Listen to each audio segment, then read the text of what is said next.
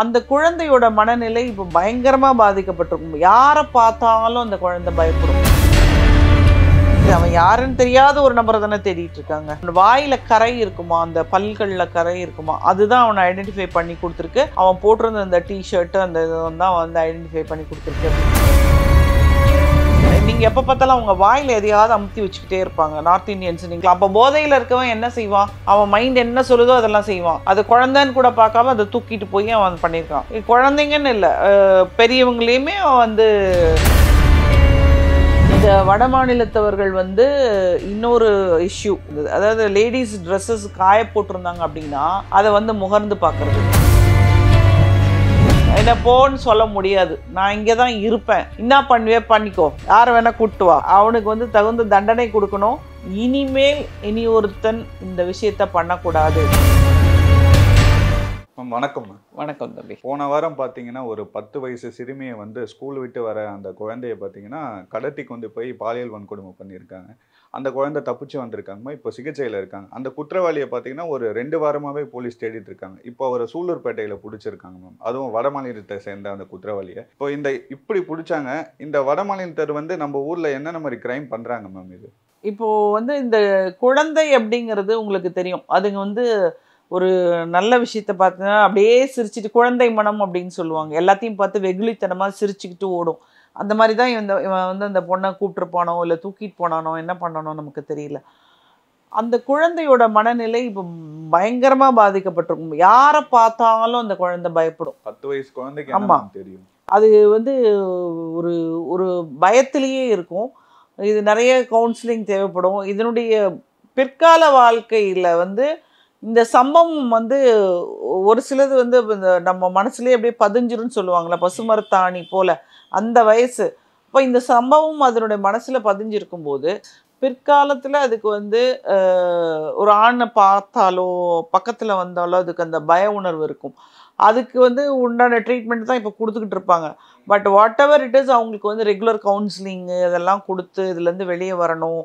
ஒரு சில குழந்தைங்கள் ரொம்ப தைரியமான குழந்தைகளாக இருக்கலாம், அவங்க வந்து கொஞ்சம் வெளியே வந்துடலாம். பட் இருந்தாலும் என்ன இருந்தாலும் அந்த ரணம் அப்படிங்கிறது அந்த குழந்தையோட மனசுக்குள்ள. அந்த 10 வயசு குழந்தைய அடிச்சு துன்புறுத்தி இருக்கான் மேம். அவன் அந்த குழந்தை வந்து பாத்தீங்கன்னா அந்த மண் எடுத்து அவன் கண்ணில் போட்டுட்டு அந்த குழந்தை ஓடி வந்திருக்கு. ஆமா, வாயெல்லாம் ரத்தம்ன்ற மாதிரி எல்லாம் அவங்க அம்மா சொல்லியிருந்தாங்க.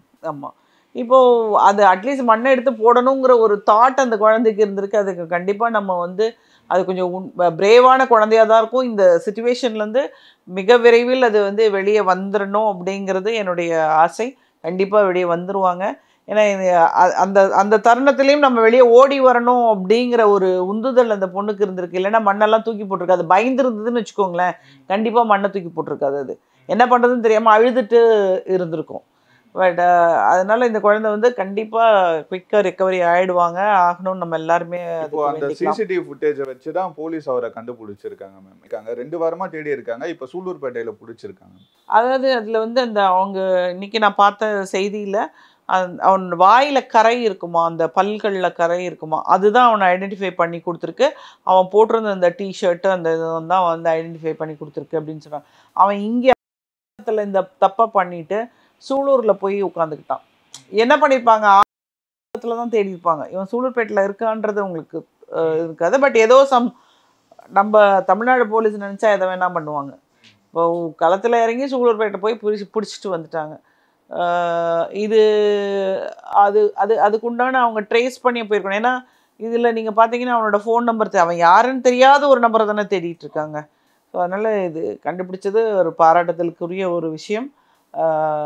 அவனுக்கு வந்து தகுந்த தண்டனை கொடுக்கணும். இனிமேல் இனி ஒருத்தன் இந்த விஷயத்த பண்ணக்கூடாது அப்படிங்கிற மாதிரி இந்த தண்டனை இருக்கணும். தண்டனை செஞ்சு தப்பிச்சுட்டு போயிடலாங்கிற மாதிரி ஆட்டிடியூட்லேயே நிறைய பேர் இருக்காங்க. அது இல்லாமல் கண்டிப்பாக அவனுக்கு கொடுக்கக்கூடிய தண்டனை.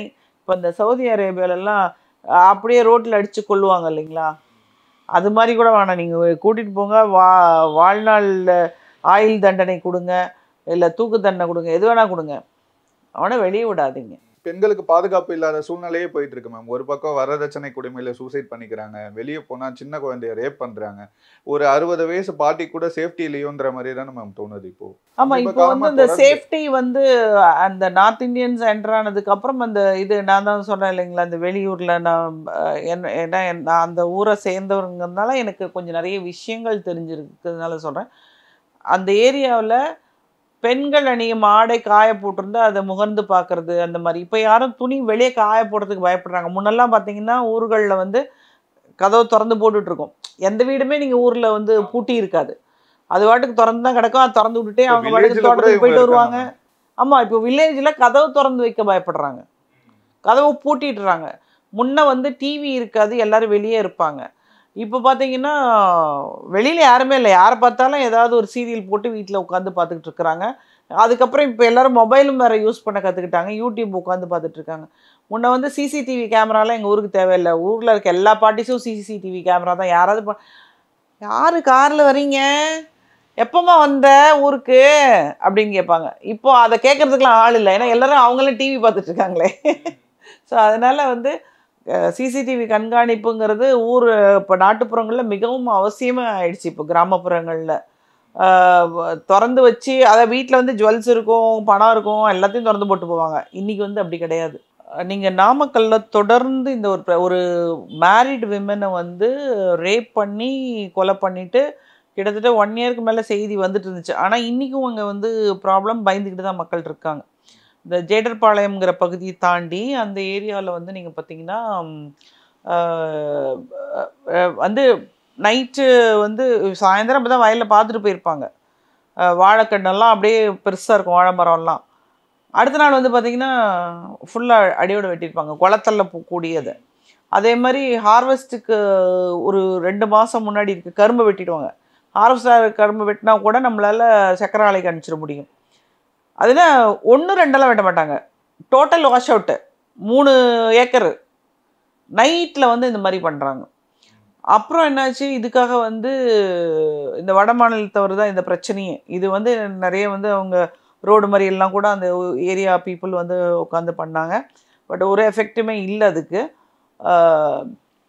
இந்த வட மாநிலத்தவர்கள் வந்து இன்னொரு இஷ்யூ நடந்தது. அதாவது லேடிஸ் ட்ரெஸ்ஸஸ் காய போட்டிருந்தாங்க அப்படின்னா அதை வந்து முகர்ந்து பார்க்குறது. அதுக்கப்புறம் இன்னொரு இஷ்யூ நீங்கள் பார்த்துருப்பீங்க, தாத்தா பாட்டி 2 பேரையும் கொலை பண்ணிட்டு அவங்க போட்டிருந்த ஜுவல்லரி எடுத்துட்டு போனது. அது தொடர்ந்து நடந்தது மேம். இந்த தோட்டத்து வீட்டில் இருக்க தனிமையா இருக்க இந்த தாத்தா பாட்டியை மட்டும் குறி வச்சு இந்த மாதிரி பண்ணி அது நடந்துட்டு இருக்கு. இப்போ வந்து இந்த வட மாநிலத்தவர்கள் வந்து தன்னுடைய குடும்பத்தை விட்டுட்டு இங்கே வராங்க. ஸோ அவங்களுக்கு கண்ட்ரோலிங் ஃபேக்டர் எதுவுமே கிடையாது. ஆரம்ப காலங்களில் நான் சொல்கிறேன், 10 வருஷங்களுக்கு முன்னாடி நானே நார்த் இந்தியன் பீப்புளை வந்து வேலைக்கெல்லாம் வச்சுருக்கேன். அப்போது வந்து அவங்க ஆட்டிடியூட், அவங்க பிஹேவியர் எல்லாம் ரொம்ப நல்லாயிருக்கும், ரொம்ப மரியாதையாக இருப்பாங்க. இன்றைக்கெல்லாம் வந்து நம்மளை எடுத்தெறிஞ்சு பேசுகிற மாதிரி தான் பேசுகிறேன். என்ன அவங்களுக்கு தெரியும் நம்ம ஊர் மரியாதைன்னா என்னன்னு தெரியும். இப்போது அவங்கள கண்ட்ரோல் பண்ணுறதுக்கான ஃபேக்டர் எங்கேயுமே கிடையாது. ஏன்னா அவங்க ஒரு இண்டிவிஜுவலாக இங்கே வராங்க. ஃபேமிலிங்கிற ஒரு வார்த்தைக்கு இடமே இல்லை. அவங்க குழந்தை குட்டி, அவங்க பொண்டாட்டிலாம் இங்கே கிடையாது. இவன் தப்பு பண்ணுறான்னா பொண்டாட்டி தான் உரிமையாக கண்டிக்க முடியும். பொண்டாட்டியே இங்கே இல்லாத போது என்ன பண்ண முடியும்? அந்த தைரியம் எப்படி வருது மேம்? 10 வயசு குழந்தையை கூட்டிட்டு போய் இப்படி பண்றது? இவங்க வந்து நீங்க எப்ப பார்த்தாலும் அவங்க வாயில எதையாவது அமுத்தி வச்சுக்கிட்டே இருப்பாங்க. நார்த் இந்தியன்ஸ் நீங்க வாட்ச் பண்ணி, அது வந்து அந்த மாவான்னு சொல்லி நான் பார்த்துருக்கேன். இந்த டெய்லர்ஸு, இந்த கட்டட வேலை பண்ணுறவங்கெல்லாம் வந்து வாய்க்கில் வச்சுருப்பாங்க. நீங்கள் என்ன பேசினாலும் அந்த டைமில் பேச மாட்டாங்க, அப்படியே முறைச்சி பார்ப்பாங்க அவங்கள. அப்பயே நீங்கள் புரிஞ்சுக்கணும் they are into some drug அப்படின்னு சொல்லிட்டு. அது வந்து நான் சொல்கிறதெல்லாம் இதில் வந்து ஒரு 4 இயர்ஸ்க்கு முன்னாடி. ஆனால் இப்போ வந்து ஈஸியாக வந்து கஞ்சா கிடைக்குது. ஸோ இந்த மாதிரி கஞ்சா இன்னும் நிறைய சில ட்ரக்ஸ் எல்லாம் கிடைக்குது. ஸோ ஈஸியாக it is available for them and there is no controlling factor as I said. அவங்க கண்ட்ரோலிங் ஃபேக்டர் இல்லாதனால அவங்க அளவுக்கு அதிகமாக சாப்பிட்டுக்கலாம், அது போதையிலேயே எந்நேரமும் இருந்துக்கலாம். அப்போ போதையில் இருக்கவன் என்ன செய்வான்? அவன் மைண்ட் என்ன சொல்லுதோ அதெல்லாம் செய்வான். அது குழந்தைன்னு கூட பார்க்காம அதை தூக்கிட்டு போய் அவன் பண்ணியிருக்கான். குழந்தைங்கன்னு இல்லை, பெரியவங்களையுமே வந்து இந்த மாதிரியெல்லாம் நிறைய நடந்துக்கிட்டு தான் இருக்குது. நமக்கு வந்து ஒன்று வந்து பப்ளிஷ் ஆகி டிவியில் வர்றதுனால நிறைய தெரியுது. பட்டு நிறைய விஷயங்கள் இந்த மாதிரி நடந்துகிட்ருக்கு. இப்போ இந்த நாமக்கல் அந்த சைடு அந்த அந்த ஏரியாவில் நான் சொல்கிறேன் பாருங்கள், ஏதாவது ஒரு பிரச்சனை இவர்களால் நடந்துக்கிட்டு தான் இருக்குது இன்றைக்கும். இங்கே சென்னையிலுமே வந்து நீங்கள் பார்த்தீங்கன்னா உங்ககிட்ட ஒரு பணிவாக பேசக்கூடிய ஆளுங்களே இல்லை. ஒரு பில்டர்கிட்ட ஒரு ஆள் பேசுகிறத நான் பார்த்தேன். நீ என்ன போன்னு சொல்ல முடியாது, நான் இங்கே தான் இருப்பேன், என்ன பண்ணுவே பண்ணிக்கோ, யாரை வேணா கூப்பிட்டு வா, நான் கூப்பிட்டு வரேன். அதிகமாயிடுச்சு. அவங்க வந்து இங்கே வீடு கட்டி வந்துட்டாங்க. நிறைய பேர் வீடு இருக்கு. ஒரு மாடுகளை பார்க்கக்கூடிய ஒரு ஆள் அனுப்புறதுக்கு ஒரு புரோக்கர் இருக்கார், ஏஜென்ட். அந்த ஏஜென்ட் வந்து விழுப்புரத்தில் டோல் பூத்துக்கு பக்கத்தில் முன்னாடி நான் வீடு கட்டியிருக்கேன் மேடம், நீங்கள் வரும்போது அந்த பக்கம் வாங்க அப்படின்னு. அதாவது எனக்கு மாட்டுக்கு ஆள் தேவைப்படும் போது நான் வந்து தேடுறேன் கிடைக்கல. ஸோ எமர்ஜென்சிக்கு நான் வந்து இவங்களை கூப்பிடுறேன். அப்போ வந்து அவர் சொல்கிறார், நான் இங்கே தான் மேடம் இருக்கிறேன், நீங்கள் அந்த சைட் போனீங்கன்னா வந்து பாருங்கள் அப்படிங்கிறான். எங்கே இருக்குன்னா நான் வீடு வாங்கி கட்டி இங்கே செட்டில் ஆகிட்டேங்கிறான். நிறைய நார்த் இந்தியன் பசங்க இங்கே வந்து வீடு வாங்கி செட்டில் ஆகிட்டாங்க. இன்னும் என்னென்னா இங்கே இருக்கிற பொண்ணுங்களை கல்யாணம் பண்ணி இங்கே ஒரு கொடுத்தனும் அங்கே ஒரு கொடுத்தனமும் இருக்காங்க. அதுவும் இருக்குது.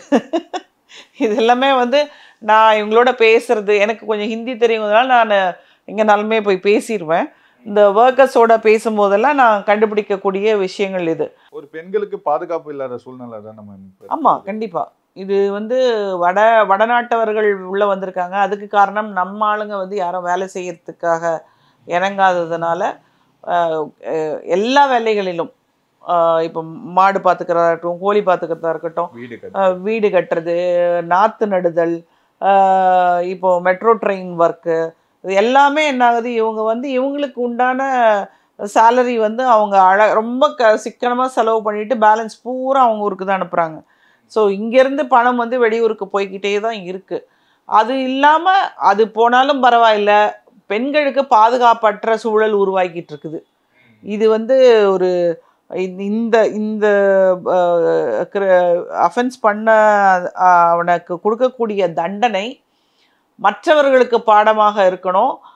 அவர்களுக்கு தெரியக்கூடிய மீடியாவில் இது பப்ளிஷ் ஆகணும். இப்போ தமிழ் மோஸ்ட்லி அவங்களுக்கு தமிழ் தெரியுது, பட் அவங்க தமிழ் சேனல்ஸ் பார்க்குறதுல நிறைய நான் பார்த்துருக்கேன், ஹிந்தி தான் பார்ப்பாங்க. ஸோ அதில் நிறைய பப்ளிஷ் ஆகி அவங்களுக்கு அது தெரியப்படுத்தணும். இந்த மாதிரி வந்து நீ இந்த ஊரில் வந்து நீ தப்பு பண்ணனா விடமாட்டேன் உங்களை அப்படிங்கிறது வந்து அவங்களுக்கு தெரியப்படுத்தணும். ஏன்னா இப்போ நிறைய நியூஸ் பார்க்குறேன் மேம், வெளியூர்லேருந்து வந்து இங்கே செயின் ஸ்நாச்சிங் பண்ணுறாங்க, மறுநாளே வந்து ஊருக்கு ஓடி போயிடுறாங்க, இங்கே வந்து ஏடிஎம் கொள்ளடிக்கிறாங்க, எல்லாமே வட மாநிலத்தை சேர்ந்தவங்க தான் இங்கே பண்ணுறாங்க.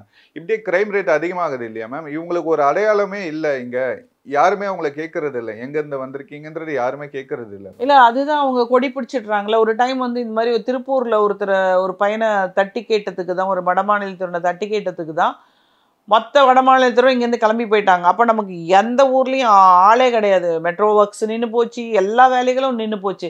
அப்புறம் நம்மளே வந்து இல்லை நாங்கள் வந்து உங்களுக்கு பாதுகாப்பு கொடுக்குறோம், உரிய பாதுகாப்பு கொடுக்குறோம்னு சொல்லி அங்கேருந்து நம்ம அவங்கள கூட்டிகிட்டு வந்திருக்கோம். பாதுகாப்பு கொடுக்குறோன்னா நீங்கள் ரூல்ஸ் அண்ட் ரெகுலேஷன்ஸ் போடுங்க. இவங்க வந்து இதெல்லாம் வந்து இப்போ இந்த தவறுகள்லாம் நடந்தால் உனக்கு கண்டிப்பாக தண்டனை உண்டுங்கிறது அதை கிளாரிட்டியாக சொல்லுங்கள். உனக்கு பாதுகாப்பு கொடுக்குறேன்னு நீ என்ன தப்பு பண்ணாலும் பாதுகாப்பு கொடுக்க முடியாது இல்லையா? இப்போ கிரைம் பண்ணுறாங்களா மேம்? நிறைய பேர் செயின் ஸ்நாச்சிங் பண்ணுறாங்க, இதெல்லாம் பண்ணுறாங்களே மேம்? செயின் ஸ்நாச்சிங் வந்து நம்ம ஆளுங்க ஃபஸ்ட் நிறைய பண்ணிகிட்டு இருந்தாங்க. இப்போ என்ன பண்ணுறாங்க, நம்ம ஆளுங்களுக்கு கம்மியாகி போச்சு. அதுக்கு பதில் வந்து எல்லாம் இவங்க வந்துட்டாங்க உள்ள. இது வந்து பஸ்ஸில் போகும்போது பிட் பேக்கெட் அடிப்பாங்கல்ல, இதுக்கு ஒரு குரூப்பே இருக்குது.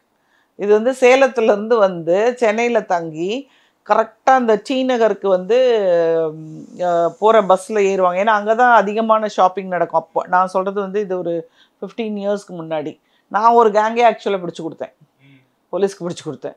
அது எப்படின்னா, நான் வந்து அகரமில் வந்து எங்களுக்கு தோட்டம் இருக்குது. அந்த தோட்டத்துக்கு வந்து நான் போகும்போது வரும்போது பார்ப்பேன், அங்கே வந்து ஏதாவது ஒரு கூடாரம் போட்டு உட்காந்துருப்பாங்க.